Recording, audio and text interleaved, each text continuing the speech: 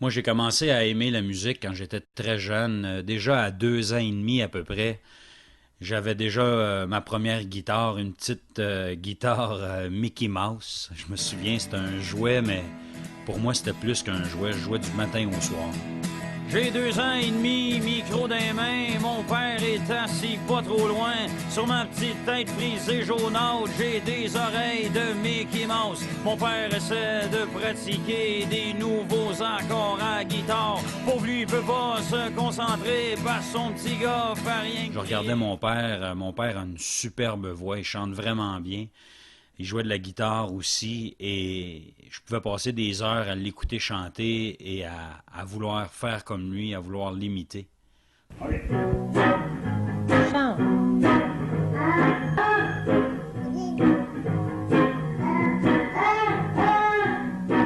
Quand j'ai eu 15 ans, j'ai commencé à écrire mes premières chansons. Pour moi, c'était une façon de m'évader, c'était un genre d'échappatoire. Il y en a qui ont des journaux intimes. Moi, j'écrivais des chansons. Les paroles, la musique, je faisais les deux en même temps. Ça m'a toujours passionné et ça a toujours été très important pour moi.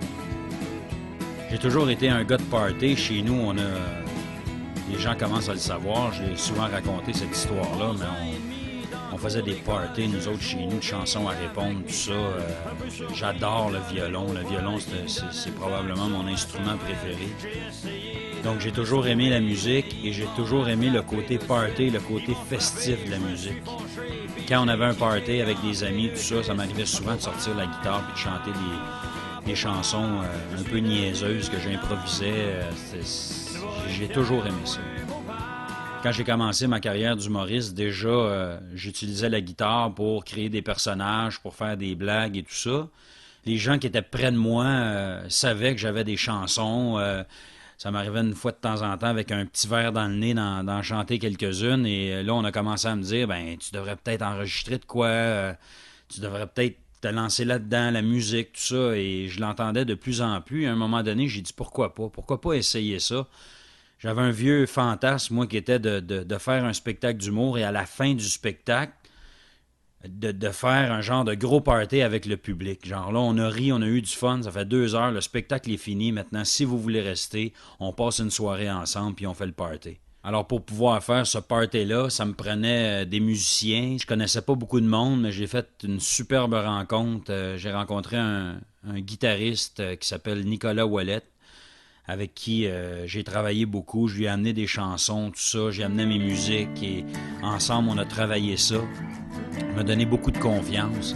C'est lui qui m'a présenté ensuite Maxime Gaudreau, batteur, et François-Charles Turcotte, que nous on appelle Cocotte, qui jouait de la basse.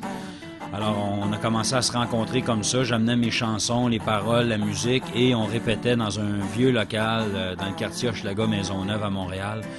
On a fait ça pendant quelques mois et à un moment donné, ben, les tunes ont avancé et on a fini par faire un disque. L'insouciance me perturbe, l'intolérance me fait mal. J'ai le cerveau en jujube quand je pense au fédéral. Pourquoi je veux parler d'amour avec des gens méchants? C'est comme planter des roses dans un jardin en ciment.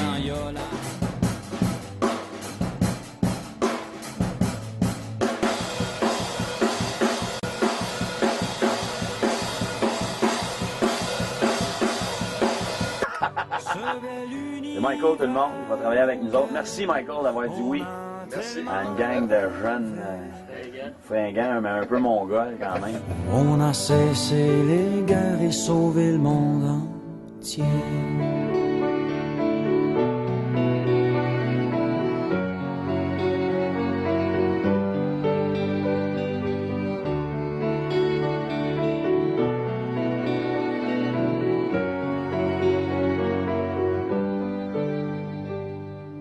Et après l'album, ben on est parti en tournée et c'est là que j'ai fait la rencontre d'un multi-instrumentiste extraordinaire qui s'appelle Grégoire Pinchot, Greg.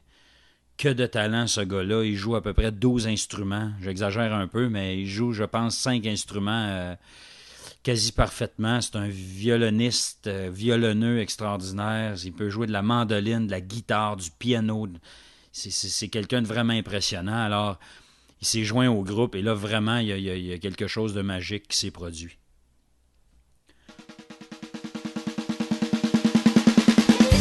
fait au-dessus de 200 spectacles ensemble. J'ai pas le chiffre exact avec le show d'humour et le show de musique après. Et après, on en a peut-être fait une quarantaine, cinquantaine. Seulement Pat Grou et les Bas Blancs.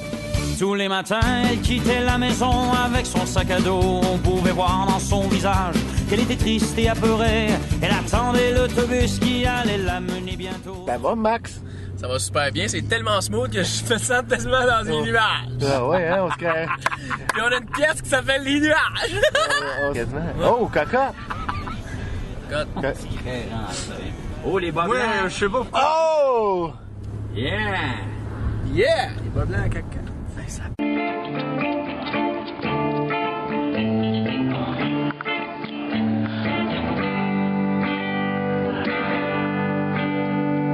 Ensuite, juste avant de sortir le deuxième album, il y a Nicolas Ouellet qui nous a quittés pour faire autre chose. Et il y a Sébastien Daigle qui s'est joint à nous, un autre multi-instrumentiste aussi, joue un super bon guitariste.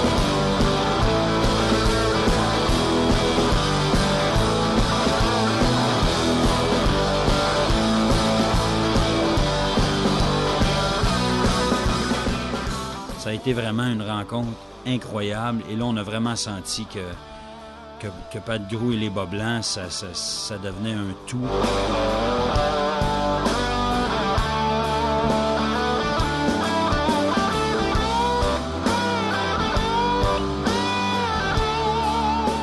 Quand Sébastien est arrivé, on a commencé à faire le deuxième album.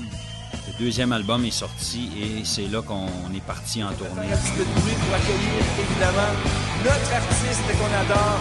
Je l'invite à accueillir chaleureusement nul autre que Pat Grou!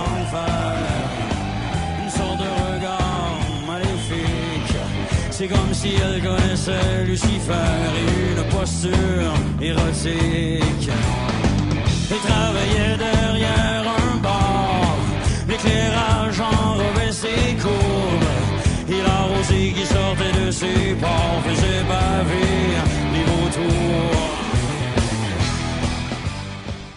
Pour le deuxième album, on a travaillé avec un réalisateur qui a été une autre grande rencontre dans ma courte carrière d'auteur, compositeur, interprète.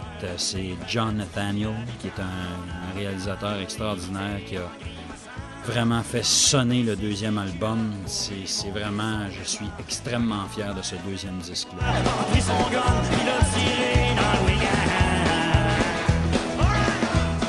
Il est venu répéter 9 chansons. Qu'est-ce qu'on commence le studio dans 2 semaines? Big boy, un big grand, big boy. Le temps est une maladie qui nous brusque ou nous ennuie, qui nous sépare les uns des autres.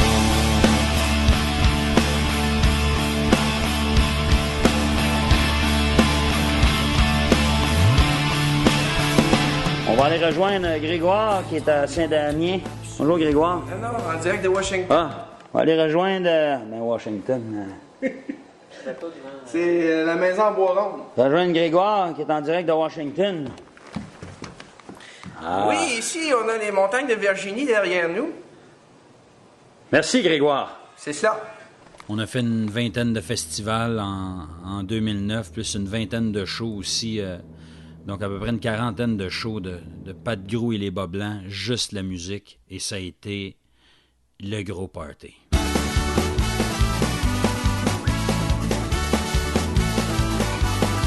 Tous les matins, il se levait de son hamac, puis il prenait un espresso, une cigarette, un demi-litre de jus de tomate, flattait son chien, le saluait, prenait son sac et son béret, une bouteille d'eau et sa gazette, et sur son œil de vite, une patch de pirate.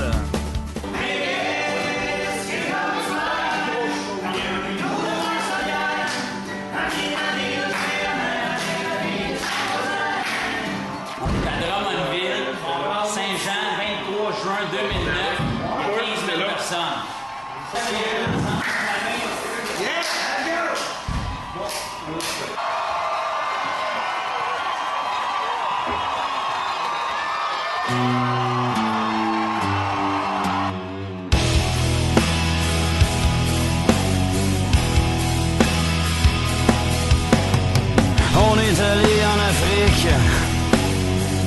ça va ramener une belle girafe, une dent de requin de la Jamaïque, puis une cuillère de stud.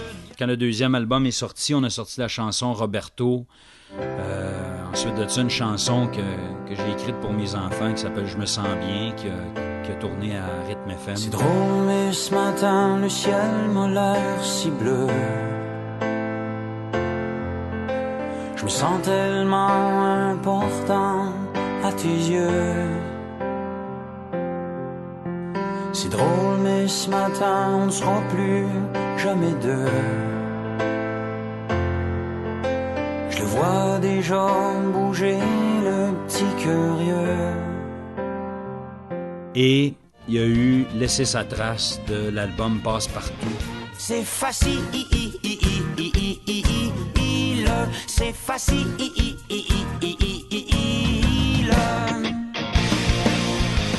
Hommage à Passe-Partout qui est sorti, qui a vraiment bien marché aussi. Et de faire partie de cet album-là, ça a été vraiment un honneur pour nous autres. Avec Pat Grou et les Bas Blancs, la suite, le groupe reçoit aujourd'hui son tout premier Félix.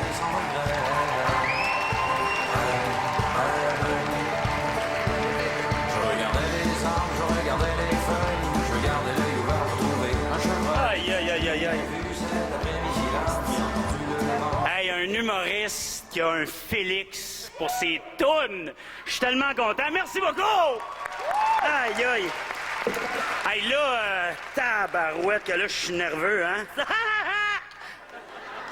Je voudrais remercier les Bas Blancs. Il y en a deux des Caps qui sont là ce soir derrière moi. Un band extraordinaire. Bravo.